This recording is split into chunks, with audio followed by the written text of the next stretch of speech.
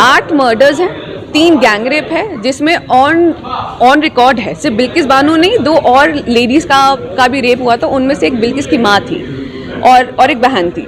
आज का टाइम आप देखेंगे, इतना ज़्यादा हिंदू मुस्लिम का फाइट हो रहा है, हेट क्राइम इतना बढ़ गया है। और ये ऐसा आपने एग्जाम्पल सेट करके तो बोल दिया कि यू डू इट, आप करो। हम लोग तो वैसे भी जो आज के टाइम पे जो गवर्नमेंट है, वो लोग तो बोलते हैं कि 20% से हमें कोई लेना देना नहीं, तो हेट क्राइम इंक्रीज वैसे ही इतना हो रहा है। तो इन लोगों की मेंटालिटी ये है। इमेजिन 14 साल के बाद ये लोग बाहर निकले, इनको मिठाई खिलाए जा रहे हैं। शर्म करिए। उनकी अगर बीवियां उनको मिठाई खिला रही है, बच्चे, माँ बाप, जो भी रिश्तेदार हैं, शर्म करिए। आप क्या सेट कर रहे हैं? अगर आप बीवी हो के आप अपने पति को इस पॉइंट पे कि आपने गैंग रेप किया, बहुत अच्छे किया, आप 14 साल का बनवास करके आ गए, बहुत अच्छा किया। हमारे देखिए इंडियन जुडिशरी और इंडियन जेल जो सिस्टम है वो ना रिफॉर्मेटिव है, जिसमें इस आपको डेथ जो है वो रेयरेस्ट ऑफ रेयर केस में दिया जाता है। तो जेल में रख के आप सोसाइटी के लायक बने, फिर आपको छोड़ा जाता है। ये है जो हमारा कानून है इंडिया का। तो इसमें जब आपको जेल में डाला गया, तो कायदे से इनिशियली मेरे हिसाब से 8 मर्डर्स हैं, 3 गैंग रेप है, जिसमें ऑन रिकॉर्ड है। सिर्फ बिल्किस बानो नहीं, 2 और लेडीज़ का भी रेप हुआ था। उनमें से एक बिल्किस की माँ थी और एक बहन थी। रिकॉर्ड पे ये है। लेकिन अदरवाइज जो बिल्किस के स्टेटमेंट के अकॉर्डिंग वो 14 से भी ज़्यादा लोगों का मर्डर हुआ था, पर बॉडीज पाई नहीं गई। तो इसलिए इसमें सिर्फ इतने 8 ही लोगों का ही इसके अंदर रिकॉर्ड के अंदर किया गया।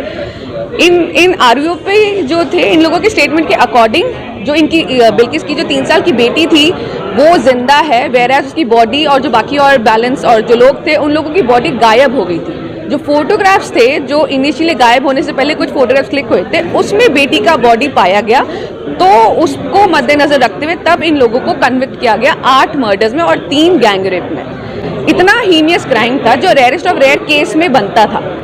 तो जब इतना बड़ा केस था, इसमें कायदे से सीबीआई कोर्ट को इसके अंदर वे बैक 2008 में लाइफ इम्प्रिजनमेंट की जगह डेथ देना चाहिए था। पर खैर उन्होंने लाइफ दिया, उन्होंने बहुत अच्छा जजमेंट दिया। उनके अकॉर्डिंग ये था कि लाइफ जजमेंट जो 2005 का सुप्रीम कोर्ट का एक जजमेंट है, वेर इन लाइफ का मतलब टिल डेथ आप जेल के अंदर रहेंगे।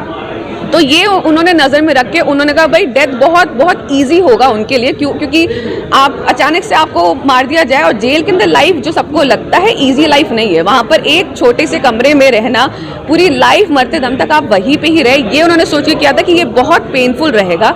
ये चीज़ दिमाग में रखे लाइफ इम्प्रिजनमेंट किया गया था। रिव्यू बोर्ड के कौन से स्टेट के रिव्यू बोर्ड में जाएगा, सिर्फ इसी के ऊपर वो आए थे कि मैं महाराष्ट्र स्टेट के रिव्यू बोर्ड में मेरा नाम जाना चाहिए कि गुजरात स्टेट के।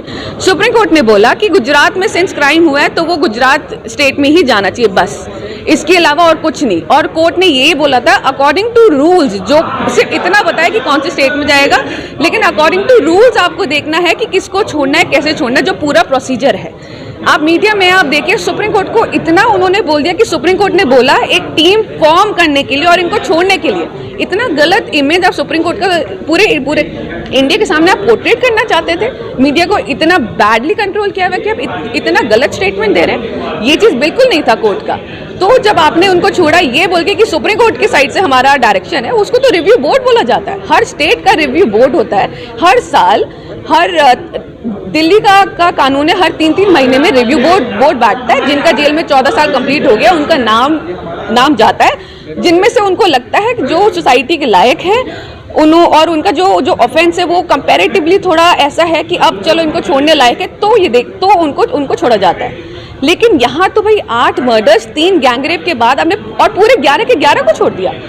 इतने बड़े मैटर में, इतना बड़ा जो इतने साल मैटर चला, उसमें 11 के 11 लोगों को आपने एक झटके में आपने छोड़ दिया। ये दिखाता है कि ये इम्पार्शियल था, इसके अंदर आपका इन्फ्लुएंस था। और जिन लोगों ने ऑर्डर पास किया, इन्होंने बकायदा इन्फ्लुएंस हो के ऑर्डर पास किया और उनका उसके अंदर पर्सनल कुछ इंटरेस्ट था तभी पास किया। इंडिया का प्रोसीजर ये है कि अपील में आप जाएंगे। जो आपका 2012 का जो गैंगरेप केस था, उसके अंदर सब लोगों को ही फांसी हुआ। प्रोसेस इंडिया में स्लो है, इतने सारे मैटर्स है तो इसलिए प्रोसेस थोड़ा स्लो है। अपना एक पर्सनल एक्सपीरियंस जो बताऊं, मैं जेल की लॉयर रही हूँ। तिहाड़ जेल में मेरी एक क्लाइंट से मुलाकात हुई, एक इनमेट से हुई मुलाकात।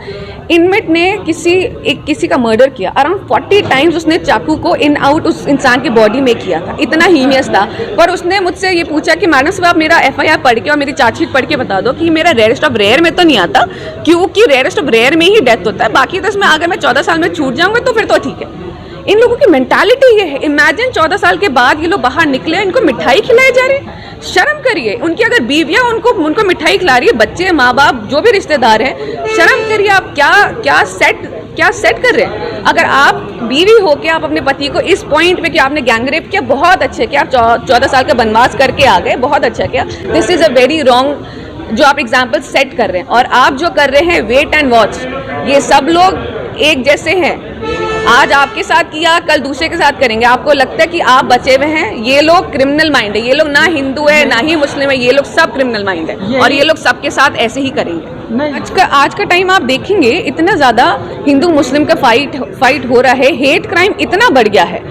और ये ऐसा आपने एग्जाम्पल सेट करके तो बोल दिया कि यू डू इट, आप करो। हम लोग तो वैसे भी जो आज के टाइम पे जो गवर्नमेंट है, वो लोग तो बोलते हैं कि 20% से हमें कोई लेना देना नहीं, तो हेट क्राइम इंक्रीज वैसे ही इतना हो रहा है। तो अगर आप ऐसे ये चीज़ करें तो इनको तो और ज़्यादा पीठ के ऊपर जैसे एक थपकी देना होता है ना कि करो हम तो हैं तुम्हारे साथ, ये वो है और कुछ नहीं है। हर मूवमेंट पूरा वर्ल्ड देख रहा है। आपको जुडिशरी को भी इंडिपेंडेंट रखना होगा। अपने स्टेटमेंट माना आप किसी एक रिलीजन को लेके इंक्लाइंड है, लेकिन हमारे डेमोक्रेसी के ऊपर प्लीज़ आप वो सब मत करिए। हमारे डेमोक्रेसी जैसा उसको वैसे ही रहने